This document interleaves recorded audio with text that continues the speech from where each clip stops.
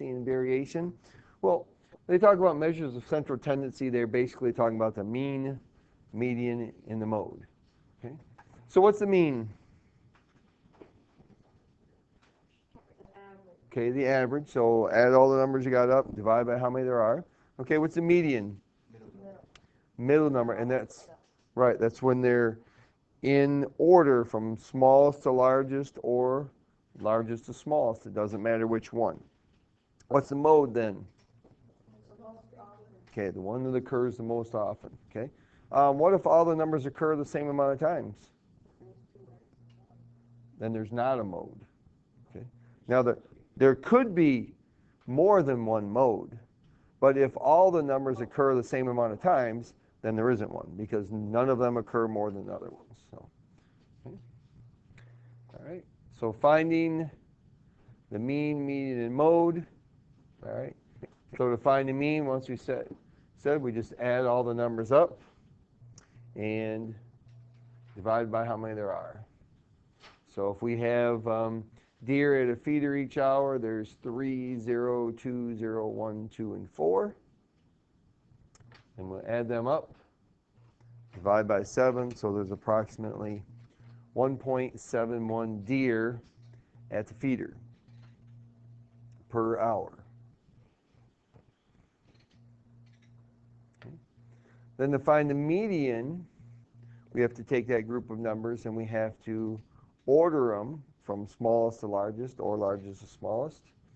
And when we do that with these numbers, then we find the middle one. So since there's 7 numbers, I'm looking for the 4th number. And in that case, it would be a 2. So the median number of deer would be 2 deer.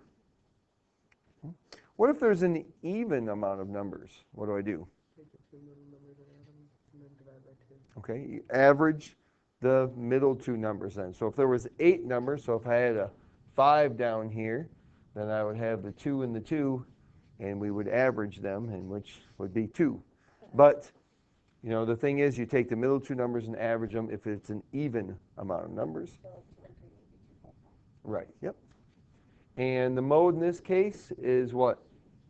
Okay, 0 and 2, because if there's more than one, then we still are going to use both of them then.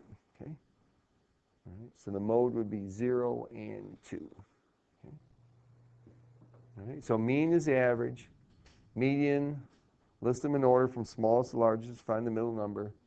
And the mode is the most common ones, and it could be more than one number. In this case, 0 and 2.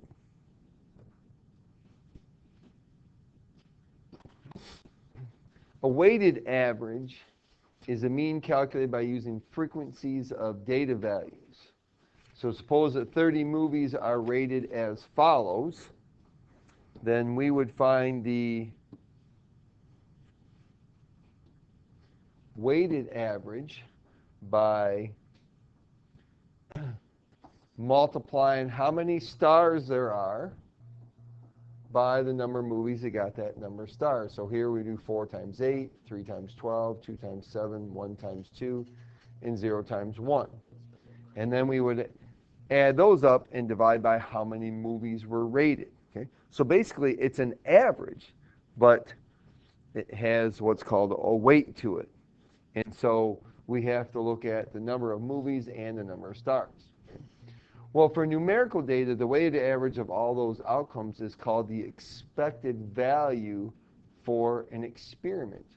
For example, the expected value for the number of stars of a randomly chosen movie is 2.8. The probability distribution for an experiment is a function that pairs each outcome with its probability. And so we're going to do what's called expected value, and we use probability to do expected value. So probability in this case then is going to be very similar, except we don't have the number to add up in the denominator. So all we're doing with the expected value here is we're just going to multiply and add. So multiply how many times it happened by the probability. So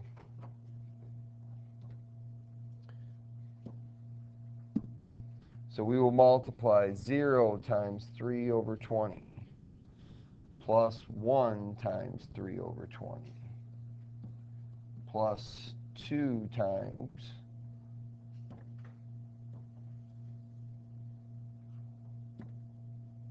plus 2 times 1/5 plus 3 times 1/2. All right, so we'll just do all that multiplication and add them together. So expected value, take how many times it happened times the probability it happened and add them together. So here we get 0 plus 3 over 20 plus 2 over 5 plus 3 over 2. Okay. Now how can I do that? Okay, those are not easy fractions, are they, to add together? Okay, so I could get a common denominator. All right, that's one thing I could do then. All right, so we've got, let me use a smaller one here, 3 over 20, because 20 would be our common denominator. And how many times does 5 go into 20? Okay, and 4 times 2 is 8 over 20. And how many times does 2 would go into 20?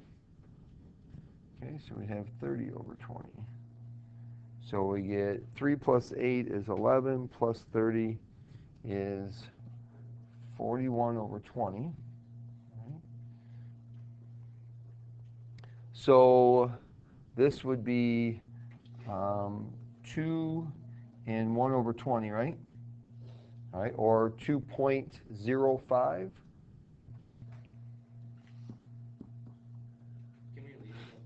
Yep, since it's a fraction, you can leave your answer as a fraction. So this person averages 2.05 free throws. So if they were to shoot 3 free throws, we would expect that they would make 2.05. That's what that number means. Okay? If they were to shoot 3 free throws, we would expect that they would make 2.05 free throws. That's pretty good. That's about 67%, not too bad. All right? Okay, so for expected value, we take the number of times the thing happened, and we multiply it by the probability that it happened, and then we add them all together. Okay, box and whisker plots. How many of you remember making box and whisker plots? Okay, before, right? So for a box and whisker plot, we have 5 important pieces of, actually there's 6 pieces of information here that we're going to look at. There is the minimum and the maximum, okay, so the smallest and largest pieces of data. The median, okay, which is the middle of your box. All right. And then there's these things called the first and third quartile. Now, the median is the middle number, right? Okay, so if you take all of the numbers below the median and find the median of them, you get the first quartile. And if you take all the numbers above the median and find the median of that, you get the third quartile. Okay? So the first quartile is the median of the lower half of numbers. The third quartile is the median of the upper half numbers. In other words, what we're doing is we're dividing the numbers into 4 parts. Okay? 4 groups. All right? The end of the first group is the first quartile. The end of the second group is the median. End of the third group, end of the third group is the third quartile. Okay? So, and then we have this thing called the interquartile range. And the interquartile range is the difference between the first and the third quartile. In other words, we would say that the interquartile range is equal to Q3 minus Q1, the values of them, right, which they put that down here. Right? Interquartile range,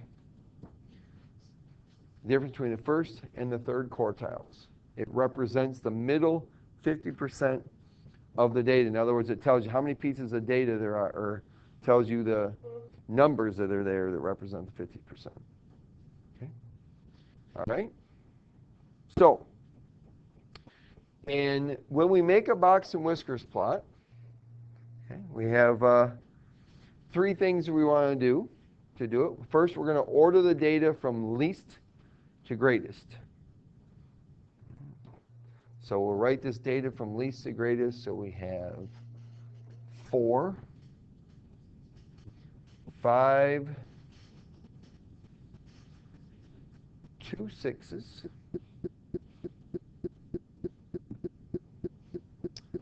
7, 2 8s, 9, and a 10. Let's make sure I got them all. 1, 2, 3, 4, 5, 6, 7, 8, 9. 1, 2, 3, 4, 5, 6, 7, 8, 9. Okay, got them all. All right.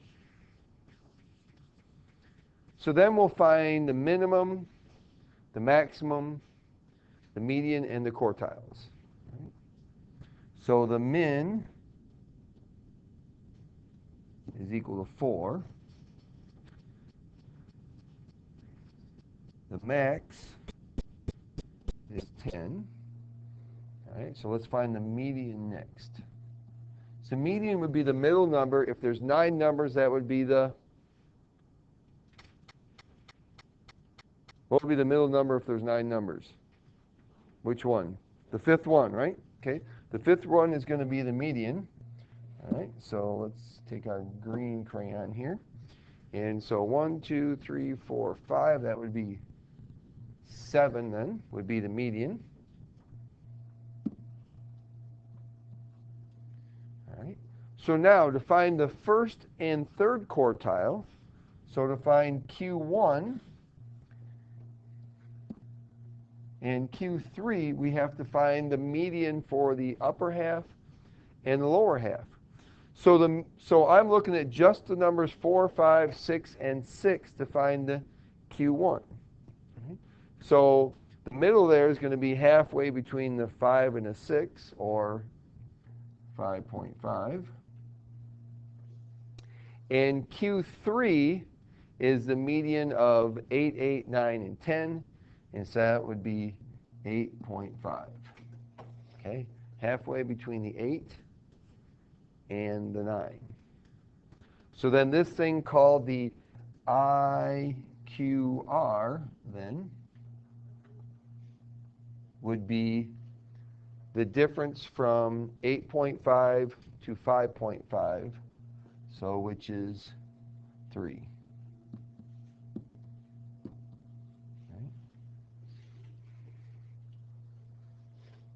All right, so we've got the min, max, Q, the median, Q1, and Q3. All right, so now, to make a box and whiskers plot, I need what? What do I need? I need a number line, okay? So since we need a number line, and I gotta remember where to find this. Nope, it's not there. Oh, here we go.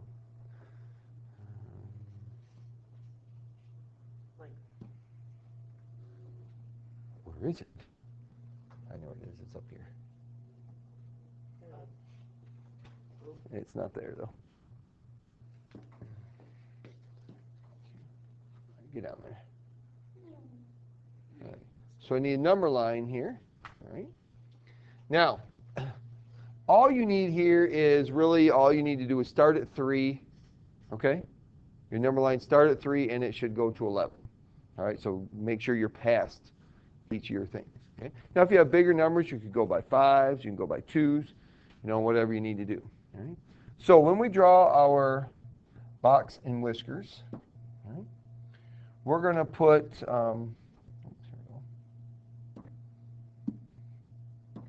dots then that represent the min and the max. So we have a dot above the 4. This does not go on the number line. It's above the number line. Okay? Don't draw it on the number line. Okay? A dot at 4 for the min, and a dot at 10. Oops. How about positive 4? There we go. All right. And a dot down here at 10 to represent the max. Why I wanted to put a dot down there, I don't know. Okay. All right. Now we're going to draw a box that starts at Q1 and ends at Q3.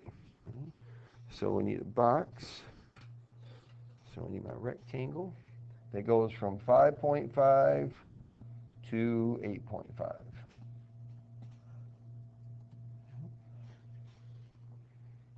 No, wait, hold on. Let me draw that. Oops.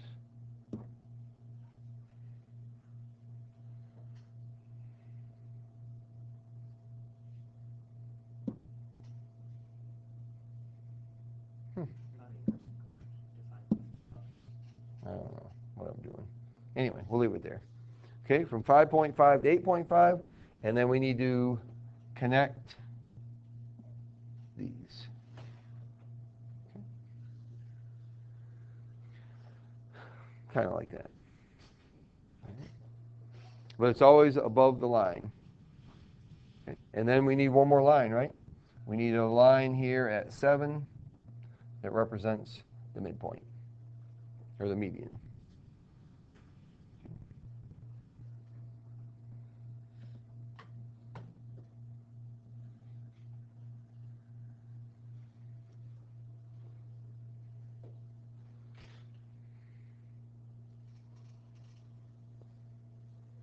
All right.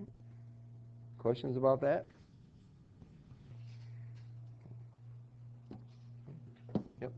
Okay, so I'm going to show you how you can do it easier with a larger set of numbers like this set you have here. Okay, so take out your wonderful piece of technology, and we're going to use our list to do this. Where are the lists at again? Not second stat. Stat and then edit. Okay? Now, we're going to, if you have anything in your list, go ahead and clear them. So go to the list number and hit clear. All right? And then go ahead and type in all of those numbers. In the order we have them from there. Nope, in the order they are here. So they don't have to be in numeric order.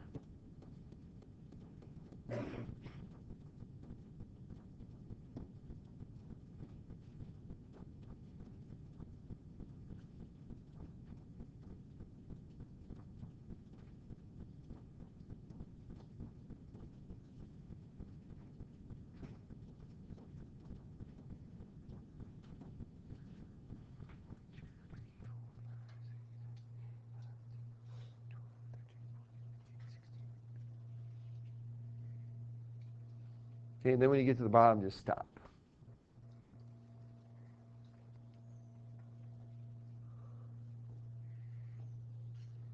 Okay, there's 16 numbers there, right? So if I'm done, I should be on the 17th one on my calculator. All right. So the other thing is that we want to make sure that we didn't make any mistakes, so I don't have any big numbers here. So I'm going to check them. 13, 14, 18, 13, 12, 17, 15, 12, 13, 19, 11, 14, 14, 18, 22, 23. Okay, got them. All right, now go to push stat and then over to calc. And if you remember when we did stat calc, that was where we found regression lines, okay? But we're going to do the very first thing here, which stands for one variable statistics. And so we're going to hit enter there at one variable statistics. And then if you got an 84, it's really nice. You probably have list one already there, okay? If you don't have list one there, Ashley, you know how to put it there, right? Second, number one. Okay. And then just go down to the calculate and hit enter. And I'm going to explain everything on here because we're going to need this for the next example too. All right? Hey, look at the first number here is the mean. Okay, the X bar there stands for mean. There's the mean of the data. Okay. The next number is that sigma. All right, there's one of those Greek symbols that means sum. All right, we'll be talking about that more in chapter 12. The sum of the numbers is 248. The next one says we squared them, so we squared all those numbers and then added them up, and that would give me 4,040. The next two things are something called standard deviation. The first one is the standard deviation of a part of the data, where the next one is the standard deviation of the whole data. And that we're going to need that for example 4. Okay? Now, the next thing is n tells us there's 16 numbers in our list, right? Then we have 16. Okay, now scroll down and look what we have. There's our min, our first quartile, our median, our third quartile, and our max. So those things that it just took you more than 5 minutes to, or about 5 minutes to calculate, some of you, I have them right there just by typing the numbers in. Okay? All right, cheating, maybe, but it's using technology, which technology is a part of life. All right? When we're talking about sets of data, okay, a lot of people, statisticians, want to talk about how the data varies, or variation of the data. And so they use these measures of variation to do that. And one of the measures of variation is called the variance. And another measure of variation is called the standard deviation. And standard deviation is the one that's used the most. Okay? And you've heard the term range before, right? What does the range talk about? We just talked about interquartile range. What would be the range of a set of data? Yep. Right, from the min to the max. The distance from the min to the max is the range of the data. We said the distance from the first quartile to the third quartile is the interquartile range. Right? Well, those are measures of variation also. And then they use this thing called the variance and standard deviation. Now that letter for standard deviation there, all right, we just saw this, didn't we? All right, that thing right there is on our calculator, okay, right here, 3.5. That's lowercase sigma is what that's called. Okay, that's one of those Greek symbols, lowercase sigma. And we're going to be using this lowercase sigma, right? This thing right here tells us the standard deviation. And to find the variance then, we just take that standard deviation and we square it. So they're going to want us to find the mean, which we already said that's this thing here, the x with the bar over it, and the standard deviation, and then I added in here also the variance for a set of data. And so in your book, if you take a look in your book real quick, or actually I'll go there. If we look in the book, it tells us how to do this. Let's see, I got to go a ways. But it's quite a task to get there. That they find the mean of the data, subtract each piece of data from the mean from each piece of data, then they square it, and then they do some more adding and subtracting and dividing. Okay? Looks like a lot of work there, doesn't it? Okay? And all you have to do is what? Put it in your calculator. Awesome. Okay? So, go back to your lists.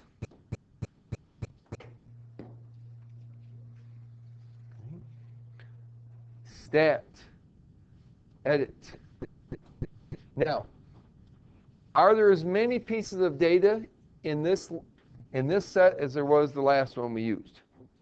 No. So you have to make sure the first thing you do is clear your list. If you don't, you'll have an additional bunch of numbers that mess up your data. Okay?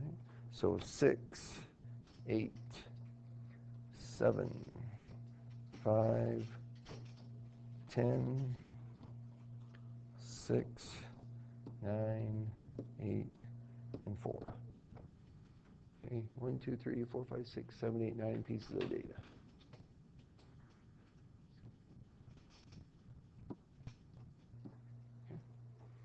All right.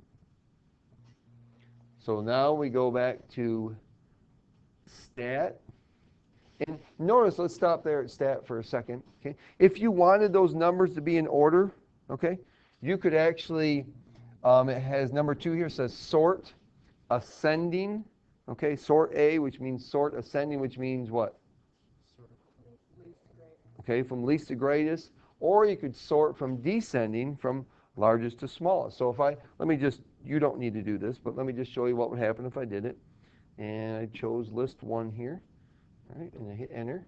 It says done. So now if I go back to my list, it now has them in order from smallest to largest. Okay, so if you wanted them in order from smallest to largest, that would be how you would did it. Okay, you don't have to. All right? So we go to stat, back to calc, 1 variable statistics, hit enter, and enter again. All right? And there we go. There's the screen I need right there. So I'm going to capture that one. So we've got our mean right here. Oh, can't see that now. All right. So we have the mean. Yeah, maybe. Let's try the highlighter. See what happens. Usually they're almost too bright. See that? That's not bad. Okay, there's the mean. Here's the standard deviation. Okay. And then to find the variance, we're just going to square the standard deviation. So the mean is x bar is equal to 7. The standard deviation, and you can write SD for standard deviation, that's fine with me, will be 1.83. And then the variance, all right, that would be the standard deviation squared. So you're going to need to use a couple more numbers than that. So we'll actually take and quit. See what happens if I forget?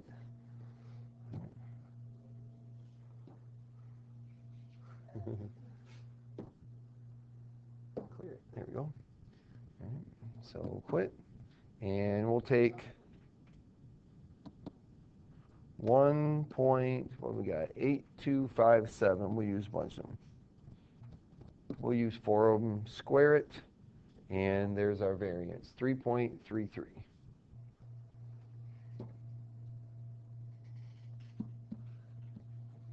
Okay. So wow, that's a lot easier than what it looks like in the book, right? Okay. So put them in, look for x bar for your mean, sigma x for the standard deviation, and then we just square the standard deviation to get the variance.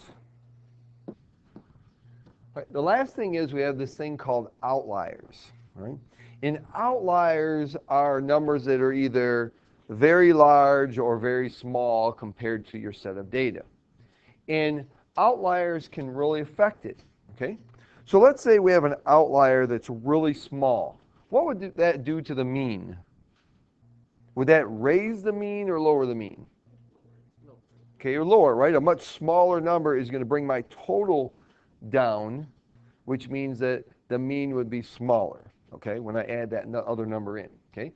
And so if the mean is much larger than my set of data, what's it going to do to the, if my outlier is much larger than the set of data, what's it going to do to the mean?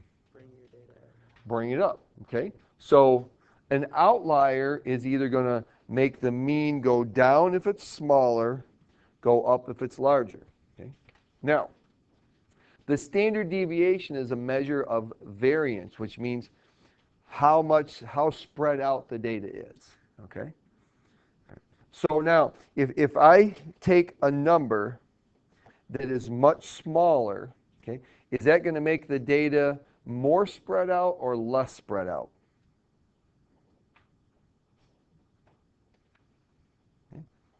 Well, what do you think? The difference between the numbers, is it increased or has it become smaller? Think about range for a moment, Okay? All right? Will the range become bigger or smaller? Bigger. So if the range is bigger, that means the variability of the data is going to be bigger also. Okay? Well, what if I throw the outlier is much bigger number? Is that going to make the range bigger or smaller? Bigger. So what's going to happen to the variability? It's going to be more. Okay? So with the mean, a smaller number is going to bring the mean down. Bigger outlier is going to bring the mean up. But if it's an outlier affects the standard deviation just by making it larger. Okay? Either way, the standard deviation is going to get bigger. So it says find the mean and standard deviation of the height of 15 cans. Identify any outliers and describe how they affect the standard deviation. Now, how they figure out whether a number is an outlier or not is they use this right here. Okay? I'm looking for data values that are more than 3 standard deviations from the mean. Okay? In other words, that if I take my mean, so if here's basically a number line here, okay? If the mean is right here, oops, that wasn't very good. If the mean, let's say the mean was right here, okay, and the standard deviation was 2. Right? So I would go 2 here, 4, 6 away from the mean, okay? This is the number of the standard deviation is 2. So I went 1 standard deviation, 2 standard deviation, 3 standard deviation above. So if I have a point down here then, since that's more than 3 standard deviations from the mean, then it would be an outlier, okay? Or I would go the other way, -2, -4, -6, and look for a point down here. That would be an outlier, okay? So in other words, we take our mean value, add the standard deviation 3 times, right? Subtract the standard deviation 3 times. So then anything that is below the -3 and above the +3 standard deviations would be an outlier then. Okay. So put these numbers in your list.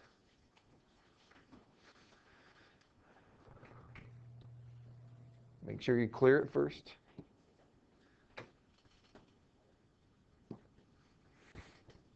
Silly thing.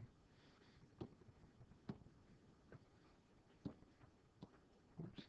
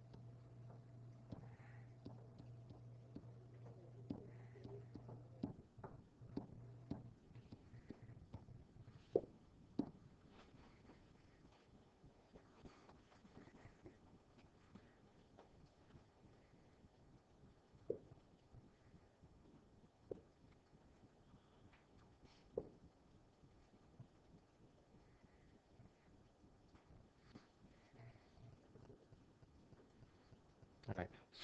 So which number could possibly be an outlier? Okay, 92.1. Now, do you realize that we just did this the hard way, typing it in our calculator? All the numbers are 92 point, right? So wouldn't it have been easier if we just typed in 0.8, 0.9, 0.7, 0.7, 0.9, 0.8, 0.9, 0.9, 0.8, 0.7, okay? Would that have made a difference in the numbers I get? Actually, the only difference would be where the mean would be 92 different, right? Okay. So if I go do my stat and calc, one variable statistics here, okay, the only difference is instead of it saying 92.773333, it would have said 0.773333, okay? And so I would know the mean would be 92 point that. Okay, is that correct? Okay? So if you get examples like that, all right, just think you could do that. All right? We didn't, but you could if you wanted to. So this tells us that, so let's take a picture of it. All right, so we get it here, we can use it. All right, so here's our values we need. We have, so if I go to a number line, if I make myself a number line here, and on my number line, I'm going to start and put, okay, the mean here, 92.77. Okay? And now I'm going to go down here to a point, and I'm going to go up here to a point, which this is going to be minus 3 standard deviations, and this is going to be plus 3 standard deviations. Okay? So that means I'm going to take my calculator, and I'm going to take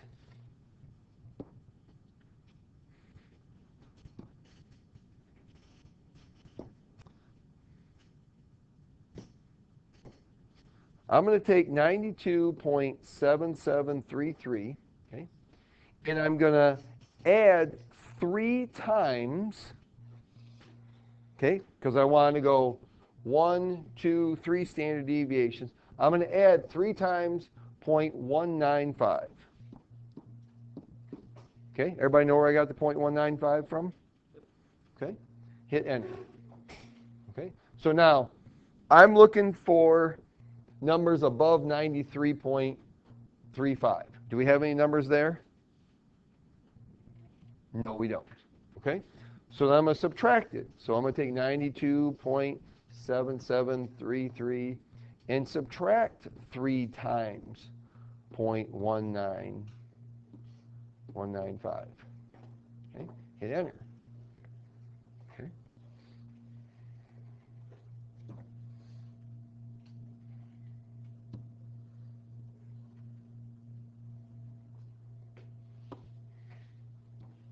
So we're looking for this number here is 92.18. This number here is 93.36. Okay? Do I have any numbers above 93.36? No. Do we have any numbers below 92.18? Yes, we do. We have one number there. We have our wonderful 92.1. So we would say that 92.1 is an outlier. Okay?